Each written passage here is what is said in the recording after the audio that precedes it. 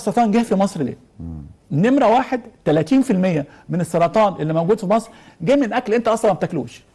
ما بتاكلش الياف، ما بتاكلش فاكهه، ما بتاكلش خضروات. وفي شباب لحد ما خلص الجامعه ولا كل خياره ولا جزره ولا يعرفها، وبيشرب فاكهه يقول لك لا انا عايز عصير الفاكهه الفلاني اللي في العلبه وبس، ما يعرفش فاكهه.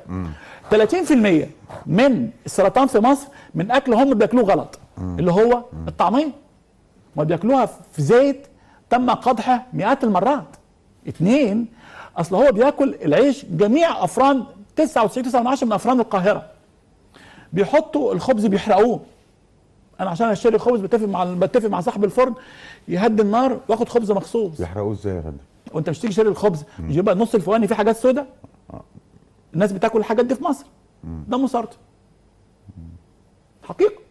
يبقى لازم النص التحتاني هي الافران بتاعت تركيا والافران بتاعت سوريا والافران الفايف ستارز في الدول الاجنبيه، ما حدش بيحرق الخبز. اصل اللي بيحرق الخبز ده كان كهرباء قبل كده وكان سباك ما يعرفش يعني ايه، ما حدش دخله مدرسه زي يحرق ده يقول لك احمر بقى وبتاع غلط. غلط. انا بشتريه اللي فوقاني زي التحت، يقول لك ني، مالكش دعوه. لان كل قطعه سوداء في رغيف خبز دي مسرطنه يا جماعه، وافهموا بقى وبطلوا يعرفوا السرطان بيجي منين.